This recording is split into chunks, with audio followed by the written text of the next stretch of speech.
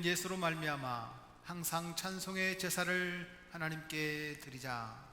하나님은 영이시니 예배하는 자가 영과 진리로 예배할지니라. 아멘.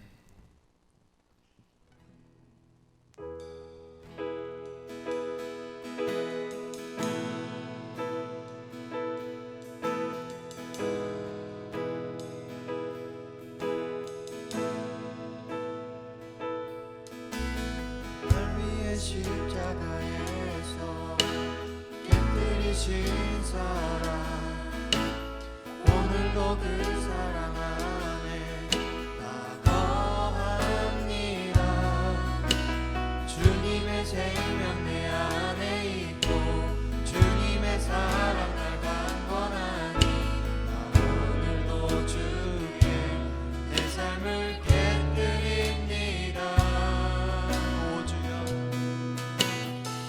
주여 내 삶을 깨뜨립니다. 주 머리 위에 붓습니다.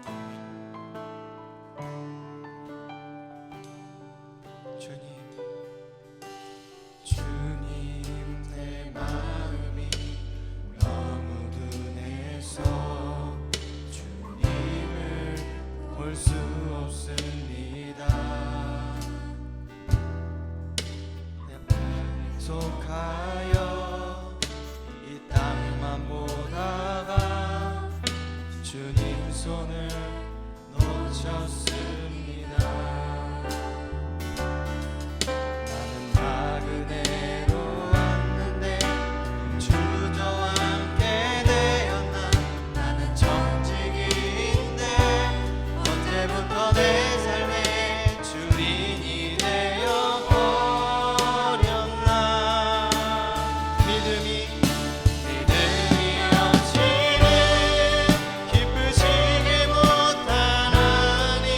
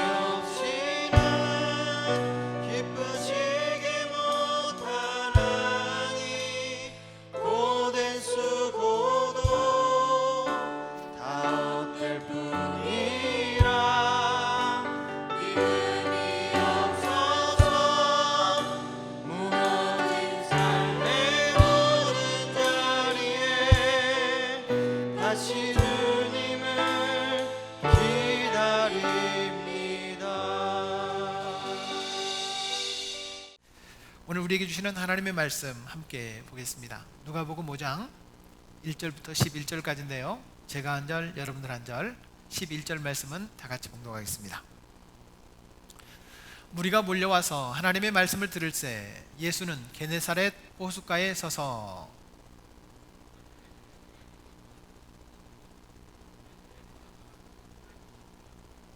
예수께서 한 배에 오르시니 그 배는 시몬의 배라. 육지에서 조금 떼기를 청하시고 앉으사 배에서 무리를 가르치시더니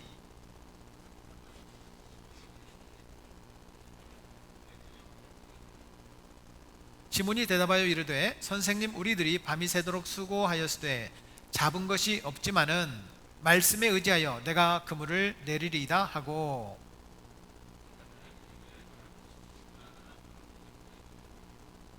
이에 다른 배에 있는 동무들에게 손짓하여 와서 도와달라 하니 그들이 와서 두 배의 채움에 잠기게 되었더라.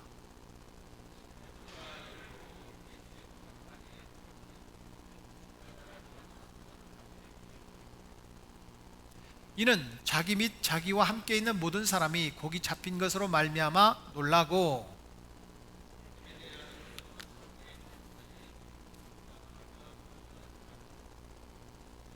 함께 보겠습니다. 그들이 배들을 육지에 대고 모든 것을 버려두고 예수를 따르니라. 아멘.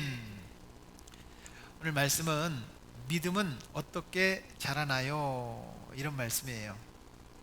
어떻게 믿음이 자랄 수 있을까요? 저도 더 좋은 믿음을 갖기를 원합니다. 이 자리에 앉아있는 몇몇 사람들이나 또 방송으로 영상 예배를 드리고 있는 모든 성도들이 더 좋은 믿음을 갖기를 소망합니다. 저는 이 영상을 두 번 영상을 연속 본다는 게 좀 그렇지만 그래도 좀 보여주고 싶었어요. 성도들에게 이 영상을 보면서 여러분들 마음속에 제가 아무런 주제도 던져주지 않겠습니다. 한번 영상을 보시면서 아, 그렇구나, 이걸 좀 깨달았으면 좋겠습니다. 같이 영상을 한번 시작하겠습니다.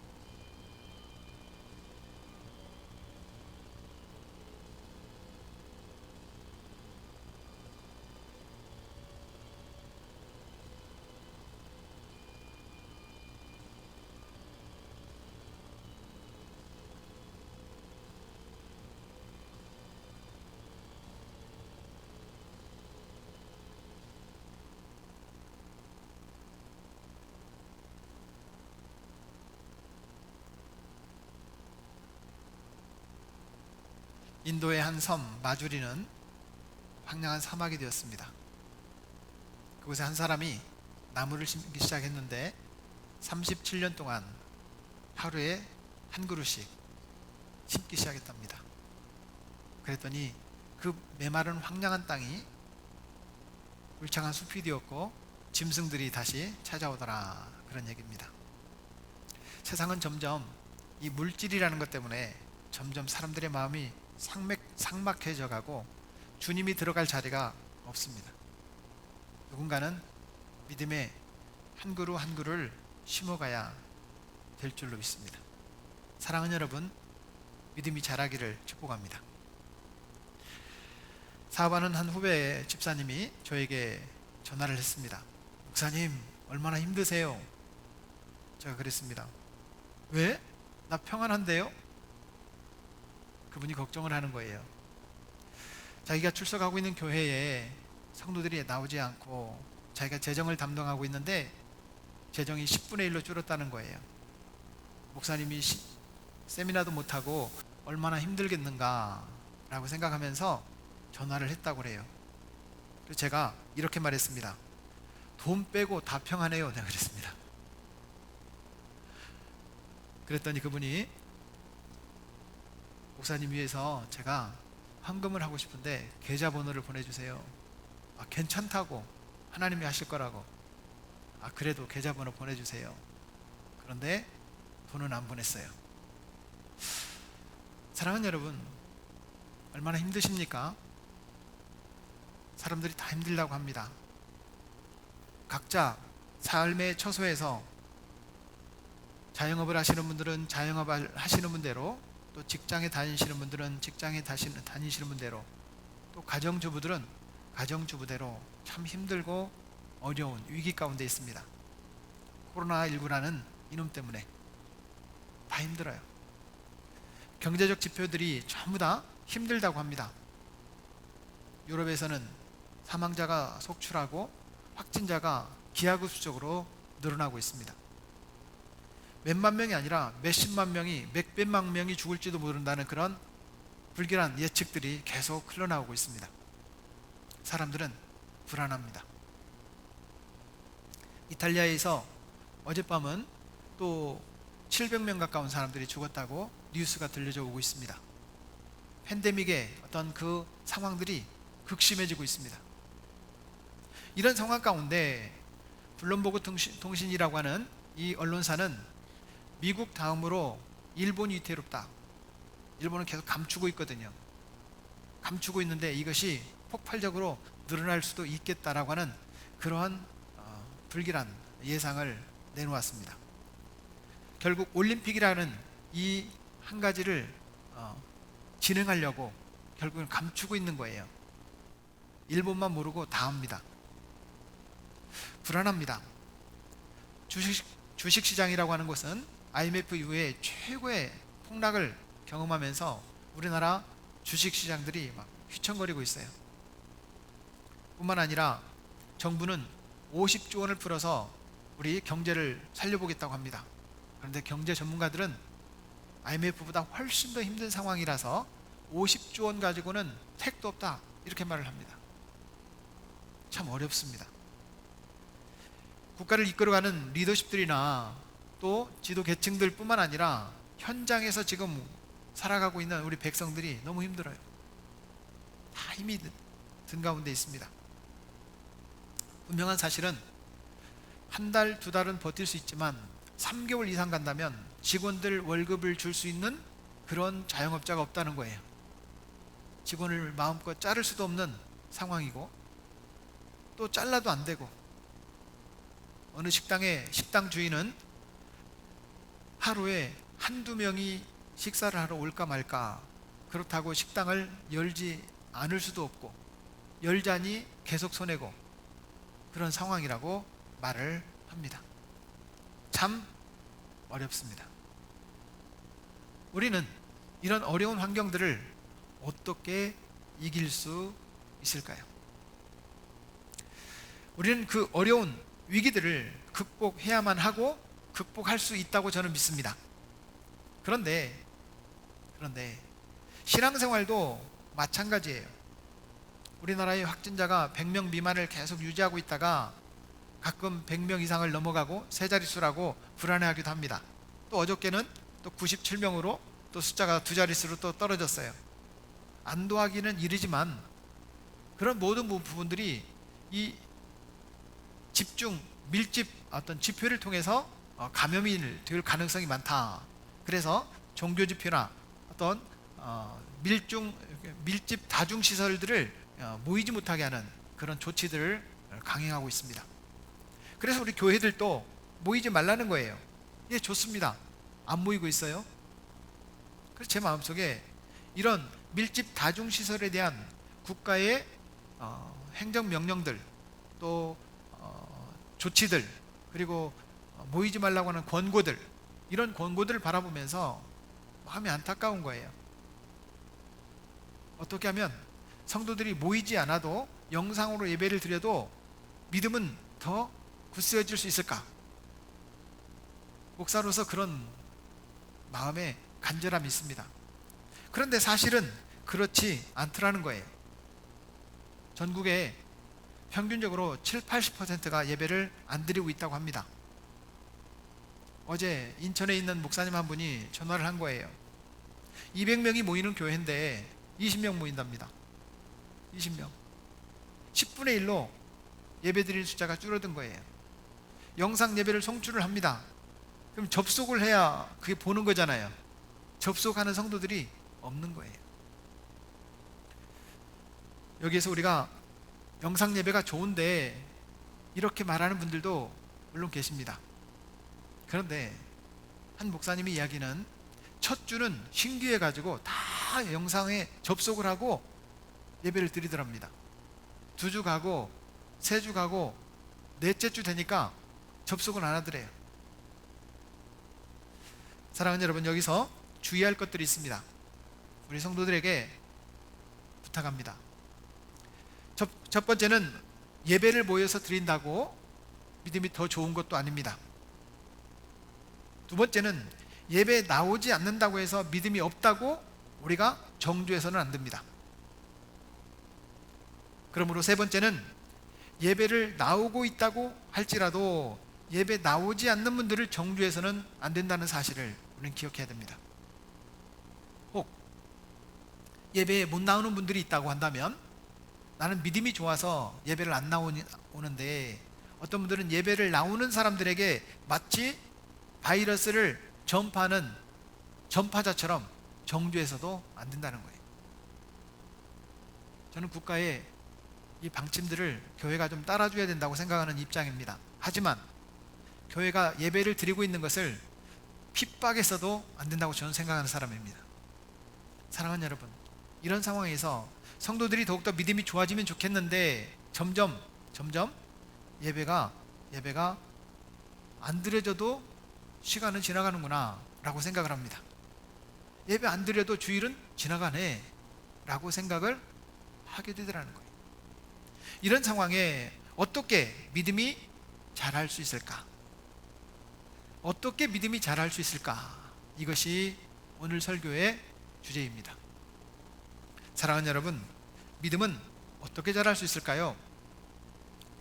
오늘 성경 읽은 주제에 보면 우리와 비슷한 그런 어려움을 겪고 있는 한 사람이 있습니다. 바로 시몬이라고 하는 베드로입니다. 예수님을 만나기 전에 그의 이름은 시몬이었고 나중에는 이름이 베드로로 바뀌었는데 시몬이라고도 하고 베드로라고도 하겠습니다. 이 시몬이 열심히 노력했습니다. 수고했습니다. 정말 밤이 새도록 물고기를 잡았습니다. 그런데 오늘 성경에 보면 아무것도 잡은 것이 없답니다. 아무리 노력을 해도 내 노력과는 다르게 전염병이라고 하는 이 전염병 때문에 경제적 이익이 생기지 않습니다. 점점 할 일이 줄어듭니다. 그래도 준비는 해야 돼요. 잡은 물고기가 없는데 얼마나 열심히 사는 사람입니까? 밤을 지새면서 물고기를 잡았다. 그런데 아무것도 잡힌 것이 없다는 거예요. 오늘 성경은 얼마나 어려운지 잡은 것이 없지만은 이렇게 말을 합니다. 잡은 것이 없지만은, 이 한마디가 시몬의 힘든 정황을 잘 소개하고 있어요.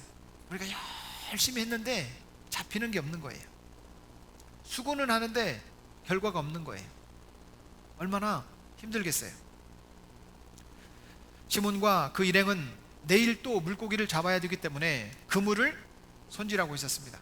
찢어진 데는 꿰매고, 또 이물질이 끼어 있는 것은 끄집어내고, 그물을 깨끗하게 정리를 해야 내일 또 물고기가 잡힐지 안 잡힐지는 몰라도 일할 수 있기 때문입니다. 오늘 성경은 이렇게 말하죠. 호숫가에 두 배가 있는 것을 보니 어부들은 배에서 나와서 그물을 씻는지라. 이 씻는다는 말은 그물을 정리하고 있다는 뜻이에요. 아무 결실이 없어도 내일을 위해서 준비하는 많은 분들이 있습니다. 수입이 끊어졌어요. 정말 견딜 수가 없다고 합니다. 익산에도 갑자기 임대라는 그런 팻말이 많이 붙었습니다. 이러다가 이거 큰일 났는데 라고 하는 생각을 누구나 다 가질 수 있는 그런 환경입니다.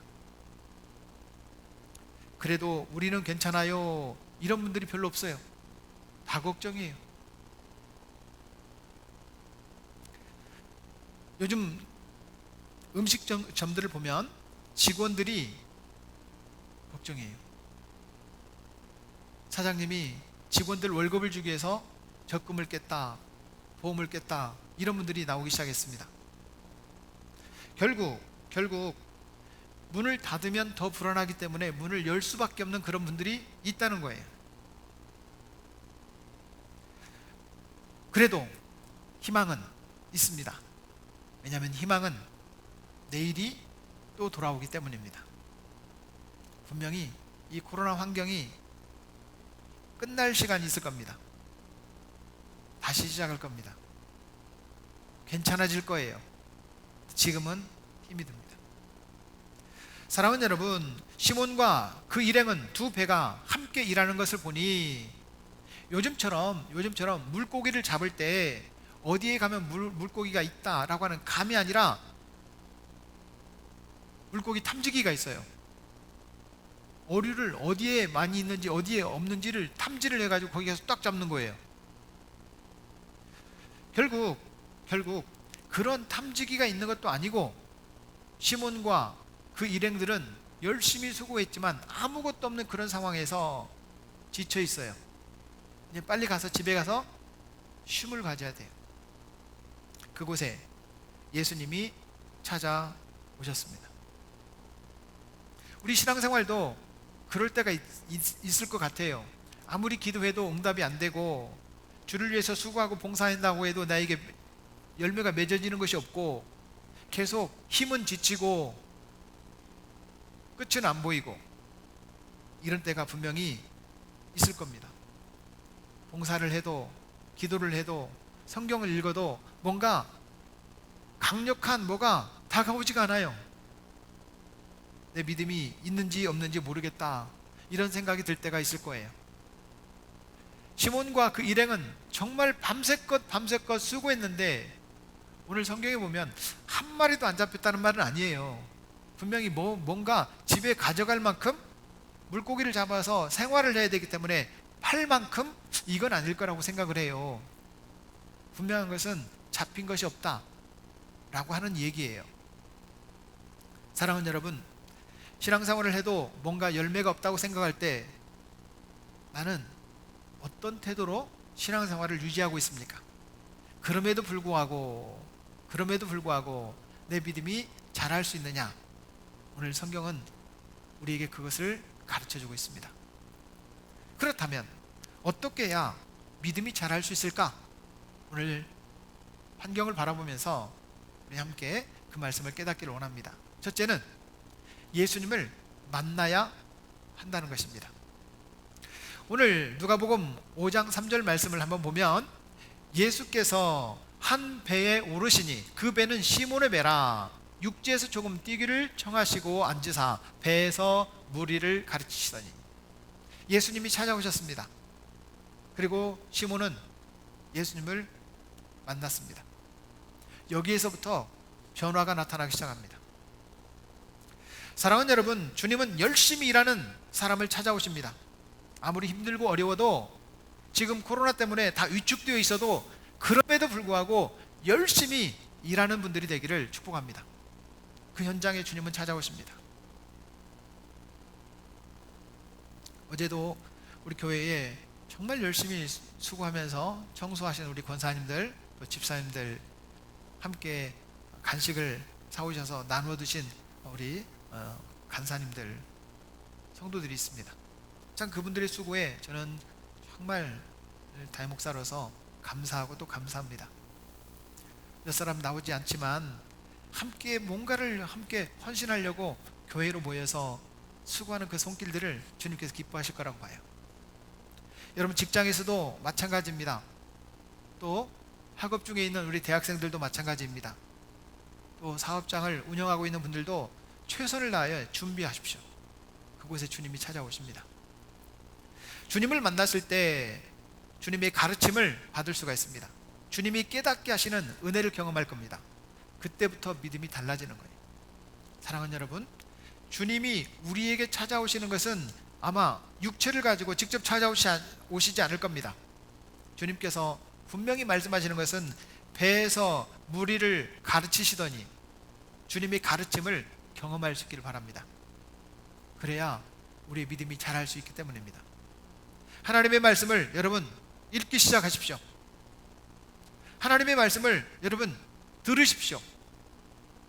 하나님의 말씀을 묵상하십시오. 우리 믿음이 자랄 수 있는 기회입니다. 지금이 기회입니다. 오히려 힘들고 어려운 가운데 우리는 두려워하고 공포감에 떨 것이 아니라 하나님의 말씀을 붙잡고 주님을 만나는 시간이 되기를 축복합니다. 두 번째는 예수님의 말씀에 순종해야 믿음이 자랄 수 있습니다. 오늘 5장 5절 말씀, 누가복음 5장 5절 말씀을 같이 한번 읽어볼까요? 시몬이 대답하여 가로되 선생이여, 우리들이 밤이 맞도록 수고를 하였으되 얻은 것이 없지만은 말씀에 의지하여 내가 그물을 내리리다 하고. 여러분, 그 환경을, 그 장면을 한번 생각해 보십시오. 지금 밤새껏 죽도록 고생하고 그물을 지금 손질하고 있단 말이에요. 아무리 매일매일 하는 일이라 할지라도 이 시몬과 그 일행은 피곤해서 빨리 가서 집에 가서 잠을 자야지, 아마 이러고 있지 않을까요? 그런데 갑자기 예수님이 나타나셔가지고 몇 말씀 하시더니 깊은 곳에 가서 그물을 내려라 그래요. 주님, 오늘은 좀 쉬어야 될 것 같아요. 이렇게 말해야 정상이 아니에요? 그쵸? 주님, 제가 매일매일 여기에서 물고기를 잡는데요, 지금은 물고기가 다 숨어서 물고기 잡을 시간이 아니에요. 지금은 그냥 일 안 하는 게 돈을 버는 거예요 라고 말할 수 있지 않겠어요? 충분히 그럴 수 있을 거라고 생각을 합니다. 이제 쉬어야 될 때예요. 쉬어야 될 때. 일할 때가 아니에요. 그러나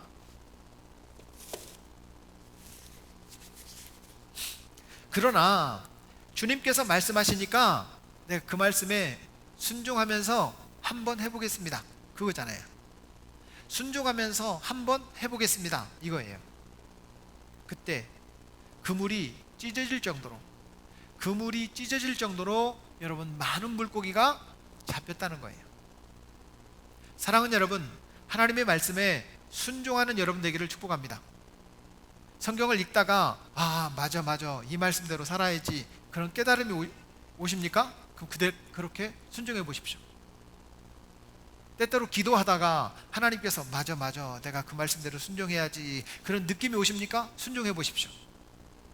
혹 부부간의 대화를 나누다가, 부모님과 대화를 나누다가, 성도들 가운데 또 주의 종들과 목사님들과 함께 얘기를 나누다가 그래 맞아, 내가 그 말씀대로 살아야지, 깨달음이 오십니까? 여러분, 순종해 보십시오. 순종의 열매가 풍성하게 맺힐 줄로 믿습니다. 맞습니다. 순종해야 기적을 경험하게 되고 그 기적이 우리의 간증이 될 줄로 믿습니다.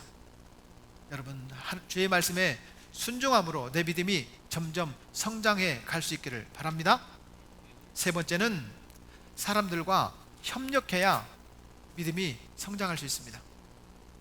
오늘 5장 7절 말씀을 같이 볼까요? 같이 보겠습니다. 이에 다른 배에 있는 동물을 손짓하여 와서 도와달라 하니 저희가 와서 2배 채움에 잠기게 되었더라. 여기 뭐 그냥 동물하는 말보다 뭐 친구라는 말이 더 좋은데, 저는 다른 배에 있는 친구들, 사실은요 그 환경을 바라보니까 베드로, 시몬이라고 하는 베드로는 안드레라고 하는 형제, 친형제하고 같이 일을 했고요, 저쪽에 야고보하고 요한이 같이 배를 타고 이렇게 물고기를 잡아요. 시몬과 안드레는 형제고 야고보와 요한이 형제인데 같이 물고기를 잡고 있는 거예요. 그런데 시몬이 먼저 배를 띄워서 물고기를 잡으려고 그물을 내렸던 것 같아요. 아무리 끌어올려도 둘이 잡을 수가 없어요. 그래서 저 먼 발치에 있는 야고보, 요한에게 어이 동무들 와서 우리 좀 도와주세요 라고 외치지 않았을까라는 생각이 듭니다. 그렇겠죠? 여러분, 내가 감당할 수 없을 만한 그런 축복을 받는 거, 이게 복이 아니죠. 감당할 수 있어야 복이죠. 그렇죠? 감당할 수 없는 그것을 다른 옆에 있는 사람들과 함께 나누는 거예요. 나 혼자만 복 받는 게 아니에요. 함께 복을 받는 성도가 되기를 축복합니다. 여러분, 나 혼자만 건강하고 다른 사람은 다 병들어서 이게 축복이 아닙니다. 저는 지금이 기회라는 생각이 들어요. 우리나라가 영상을 통해서도 봤지만 참 이상한 나라, 우리나라가 지금 전 세계를 향하여 뭔가 기여할 수 있는 기회입니다. 전 세계는 중국을 안 믿어요. 확진자가 한 명도 없다고 하는 그런 중국의 발표를 아무도 안 믿어요. 우리나라의 그런 기록들은 다 믿고 있어요. 그리고 검진하는 검진 숫자, 치료하는 치료 방법들을 우리나라를 신뢰하고 있어요. 사랑하는 여러분, 서로 협력해야 됩니다. 우리나라만 빨리 고침받고 다른 나라는 인구가 많으니까 좀 줄어들어도 돼. 아니에요. 함께 도와야 돼요. 저 영상에는 나오지 않았지만 한 아이가, 꼬맹이 아이가 어린이용 마스크 30장을 가지고 파출소를 찾아갔어요. 파출소에다가 이거 다른 아이들 도와주세요 하고 30장을 맡겨놓고 갔어요. 우리나라 그런 나라예요. 의료진들이 부족하다고 하니까 전국의 의료진들이 자기의 사업장을 문을 닫아놓고 자기 병원을 닫아놓고 대구로 몰려들었던 나라가 우리나라예요.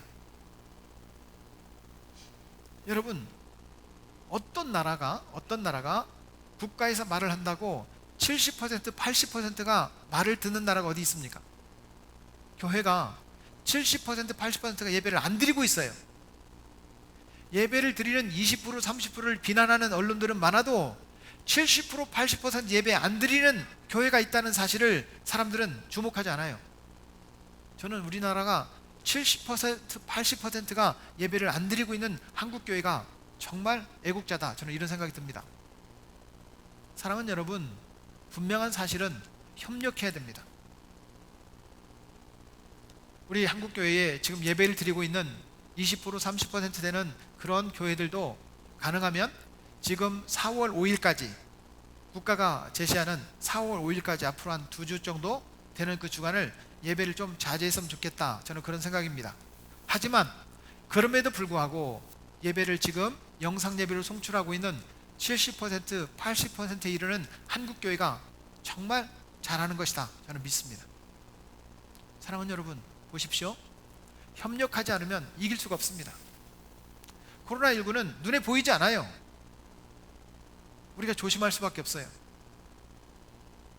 강대국이라고는 초인류 강대국 미국도 지금 그 엄청난 사람들을 집에서 못 나오게 해요. 이탈리아도 마찬가지예요. 집에서 나오지 말라는 거예요. 우리나라는 봉쇄 한마디 했다가 난리가 났어요. 사실 사실 우리나라가 그렇게 했다면 지금보다 더 빨리 잡혔겠죠. 그러나 분명한 사실은 서로 협력하고 있어요. 협력하지 않는 이상한 집단, 신천지만 빼고 도와주는 것처럼 하다가 결국은 그 사람들 때문에 너무나도 많은 사람이 퍼지고 말았어요. 사랑하는 여러분, 서로 조심하고 서로 도웁시다. 협력해야 됩니다. 신앙생활도 마찬가지입니다. 와서 도와달라, 나의 믿음 없음을 도와달라, 나의 부족함을 도와달라 요청을 해야 되지만 우리 마음에 누군가를 돕겠다는 마음을 가질 수 있기를 주의 이름으로 축복합니다.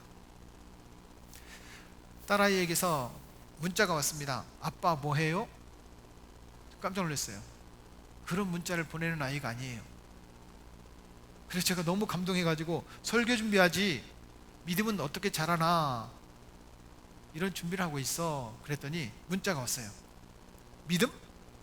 나 자신을 내려놓을 때, 이렇게 딱 심플한 문장으로 딱 보내왔어요. 믿음? 나 자신을 내려놓을 때. 거기에 하나님께서 뿅 하고 깨달음을 주셨어요. 맞아. 내 자신을 희생하지 않으면 믿음은 자랄 수가 없어. 내 자신을 내려놓지 않으면 믿음은 자랄 수가 없지. 사랑하는 여러분, 내가 희생을 하더라도, 나를 내려놓더라도 다른 사람을 돕는 성도가 되기를 주의 이름으로 축복합니다. 거기에 믿음이 자랍니다. 야고보 요한에게 도와달라고 요청했을 때 야고보와 요한이 배를 가지고 와서 시몬과 안드레의 그 잡인 물고기, 그물이 찢어질 정도의 그 물고기를 잡도록 도와줍니다. 질문이 있습니다. 여러분, 질문. 시몬과 안드레가 물고기를 끌어올리려는데 그물이 찢어질 정도가 됐어요. 야고보와 요한이 와가지고 물고기를 잡는 데를 도와줬어요. 그럼 야고보와 물고기도 물고기를 잡았겠죠? 시몬과 안드레도 물고기를 잡았겠죠? 그러면 야고보와 요한이 잡은 물고기는 시몬이 오라고 했으니까 시몬 거예요? 야고보 거예요? 참고로 성경에는 그런 말이 없어요. 여러분, 베드로와 시몬이라고 하는 베드로와 안드레가 와서 도와달라고 했잖아요. 그렇죠? 누구 거예요? 베드로 거. 야고보 요한이 와서 도와줬어요. 물고기를 잡았죠. 두 배가 물에 약간 내려갈 정도로, 얼마나 물고기를 많이 잡았으면 물에 약간 잠길 정도로 물고기를 많이 잡았어요. 그럼 이쪽에 있는 거, 이쪽 건 어차피 시몬 거고, 이쪽에 있는 거, 이거 누구 거예요? 성경에 없어요. 성경이 없는데 저는 제 생각이에요. 야고보하고 요한에게 네가 잡았으니까 네 거다라고 주지 않았을까 생각이 들어요. 그렇죠? 여러분, 우리가 복을 받으십시오. 여러분 삶의 현장에서 복 받으시기를 바랍니다. 그러나 그 옆에 있는 사람까지 함께 복을 받는 성도가 되기를 축복합니다. 내가 오라고 했으니까 그 절반 내 거잖아, 절반은 내 거 주고 네가 수고했으니 절반 가져가, 이렇게 하지 말고. 어제 저는 집사님에게 사실 목사로서 부끄럽기도 하고 고맙기도 하고 감사한 게 있었어요. 대화를 나누는데 이런 얘기를 하는 거예요. 집사님이, 목사님 지금 중국에서 마스크 수입해 가라고 막 전화를 합니다. 마스크를 수출을 해주겠다는 거예요. 우리나라에 KF94 정도 되는 그런 마스크를 수입만 하면 돈을 벌 수 있다는 거예요. 근데 이런 위기를 통해서 돈을, 평상시에 마스크를 안 팔기 때문에 돈 벌고 싶지 않아서 수입 안 하기로 했어요. 제가 그런 말을 했습니다. 집사님, 이거는 이익을 너무 과도하게 남기는 게 문제지 가져다가 팔면 되지 않아요? 라고 했지만 신앙 양심상 마음이 허락을 하지 않는다는 거예요. 제가 그 대화를 나누면서 그런 생각이 들었어요. 아하, 맞아. 하나님께서 주신, 집사님에게 주신 그 예쁜 마음을 하나님께서 사용하시겠다. 그래서 생각했습니다. 익산은 아직은 청정 지역이에요. 제가 가지고 있는 일회용 마스크가 있어요. 저는 마스크를 지난주에도 그 지난주에도 안 샀습니다. 월요일날 마스크 사는 날인데 누군가는 필요한 사람에게 사겠지. 그거라도 내가 할 수 있는 일이었으면 좋겠다. 사랑하는 여러분, 분명히 내 수고가, 내 희생이, 내 헌신이 다른 사람에게 유익이 될 수 있도록 서로 협력하는 성도가 되기를 축복합니다. 다른 사람의 협력을 기대하는 게 아니라 내가 다른 사람을 위해서 희생할 수 있는 협력하는 성도가 될 때 내 믿음은 자라게 돼 있어요. 그렇다면 믿음이 자랄 때 우리는 어떻게 되겠는가? 믿음이 자라면, 내 믿음이 자라면 어떻게 변할까요? 오늘 주님은 우리에게 그것을 가르쳐주고 있습니다. 첫째는 내 죄를 깨닫게 됩니다. 오늘 누가복음 5장 8절 말씀에 보면 이렇게 말합니다. 시몬 베드로가 이를 보고 예수의 무릎 아래 엎드려 가로되, 같이 읽습니다. 주여 나를 떠나소서 나는 죄인이로소이다 하니. 예수님을 처음 만났을 때는 뭐 이런 분이 다 있어, 말씀 참 잘하시네 라고 생각했지만 예수님의 말씀대로 순종하고 물고기를 잡고 보니까 자기가 부족함이 느껴지는 거예요. 믿음이 자란 사람은 내 부족함을 느껴요. 믿음이 없는 사람은 남의 허물이 보여요. 여러분들은 내 부족함이 보입니까? 남의 허물이 보이십니까? 남의 허물이 잘 보이면 내 믿음이 부족하구나 이렇게 생각하고, 그래 내가 부족하지 이게 느껴지면 그래도 믿음이 자란 거예요. 사랑하는 여러분, 분명한 사실은 남의 허물이 잘 보이는 사람들이 있어요. 너가 문제라는 거예요. 너가. 이건 좋은 믿음이 아닙니다. 오늘 성경을 바라보면 베드로는 예수님을 만났고 기적을 경험했어요. 그랬더니 자기가 부족한 것을 느끼는 거예요. 주님은 나와 함께 계실 분이 아니군요. 내가 죄인입니다. 나를 떠나소서 이렇게 말하는 거예요. 사랑하는 여러분, 이사야도 똑같은 경험을 합니다. 이사야 6장 5절 말씀에 보면 이렇게 말씀하고 있어요. 그때 내가 말하되 화로다 나연 망하게 되었도다.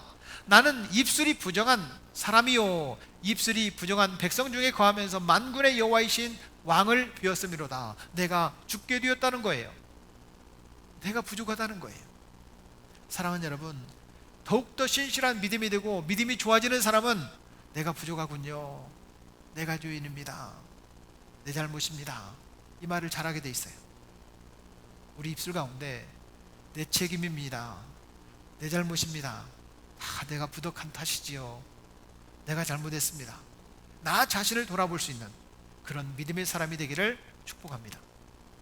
사랑하는 여러분, 믿음이 더욱 자라면서 주님께서 나와 함께 하심이 느껴지면 주님이 보이고 나는 사라지는 거예요. 예수님이 보이는 거예요. 그러니까 나는 안 보이는 거예요. 내가 죄인인 것이 깨달아지는 믿음의 사람이 됩시다.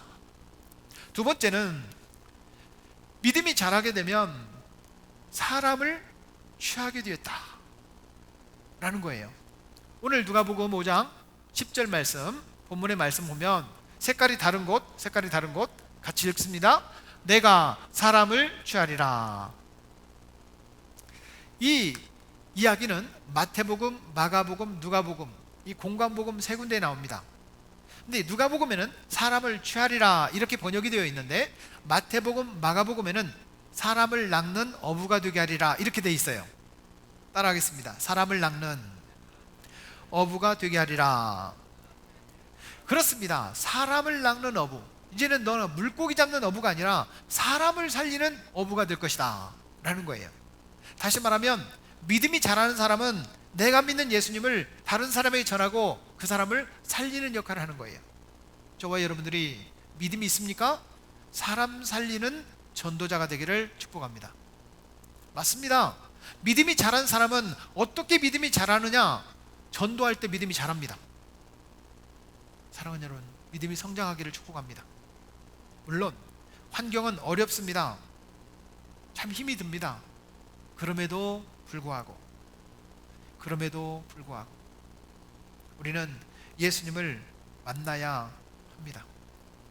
주의 말씀에 순종해야 합니다. 서로 믿음의 사람들이 협력해야 합니다. 그래야 믿음이 자랄 수 있거든요. 믿음이 자라면 내가 죄인인 것이 깨달아져요. 내가 누군가에게 예수 믿으면 너무 좋아요라고 말하면서 전도하는 전도자가 되는 거예요. 사람을 취하는, 사람을 낚는 어부가 되는 것입니다. 믿음이 성장하고 싶으십니까? 믿음이 자라기를 축복합니다. 다시요. 믿음이 성장하기를 원하십니까? 믿음이 자랄 수 있기를 바랍니다. 말씀의 결론을 맺고자 합니다. 점점 상황은 어려워지고 위기가 우리 가운데 떠나질 않습니다. 그렇다면 믿음을 키워야 됩니다. 지금이 기회입니다. 오히려 환경이 어렵고 힘들고 어려운 시기가 믿음을 자랄 수 있는 기회가 된다는 거예요. 위기가 기회라고 한다면 우리는 오늘 본문에 나와 있는 시몬, 이 베드로라고 하는 이 시몬을 통해서 깨달을 수 있는 지혜가 있습니다. 주님이 찾아오셨어요. 주님 말씀에 순종합니다. 결국에는 엄청난 기적을 경험했고 함께 동료들과 열매를 맺었다는 거예요. 찾아오시는 주님을 만나시기를 축복합니다. 주님 말씀에 순종하기를 바랍니다. 믿음의 백성들과 성도가 서로 협력하면서 살아갑시다. 지난 금요일 날도 우리 권사님들과 함께 기도하고 요한실에서 잠을 자는 권사님들의 모습을 보니까 제 마음이 너무 좋은 거예요. 너무 좋은 거예요. 믿음이 더욱더 자라기를 바랍니다. 협력하십시오. 내가 먼저 도와주는 성도가 되기를 축복합니다. 그럴 때 우리는 변한다고 했습니다. 두 가지. 내가 죄인임을 깨달읍시다. 내 부족함과 나의 연약함과 내가 하나님 앞에서 죄인임을 깨달을 때 남의 허물이 안 보여요. 내 허물이 보여요. 왜냐하면 다른 사람에게는 박수 쳐주고 칭찬해주고 나는 늘 회개하고 하나님 앞에 엎드릴 수 있는 성도가 되기를 바랍니다. 두 번째는 전도자가 되겠다라는 거예요. 베드로는 들려오는 이야기에 하면 십자가에 거꾸로 못 박여 순교할 만큼 복음을 전하다가 그 인생을 마감했다고 합니다. 어쩌면 이 자리에 있는 저와 여러분들에게 순교하라고 말하고 싶지는 않습니다. 그러나 순교의 심정으로 생명을 살리는 일에 쓰임받는 사람을 취하는 전도자가 되기를 축복합니다. 사랑하는 여러분, 분명한 것은 주님은 오늘도 우리에게 다가오고 계십니다. 그 주님을 만납시다. 예수 믿는 것은 내가 왕이 되는 것이 아니라 주님과 같이 더 낮은 자리에서 사람을 살리는 거예요. 저는 이 말씀이 오늘 설교의 결론이 되길 바랍니다. 오늘 마지막 본문 누가복음 5장 11절 말씀 같이 읽겠습니다. 저희가 배들을 육지에 대고 모든 것을 버려두고 예수를 쫓으니라. 주님 따라가는 저와 여러분 되기를 축복합니다.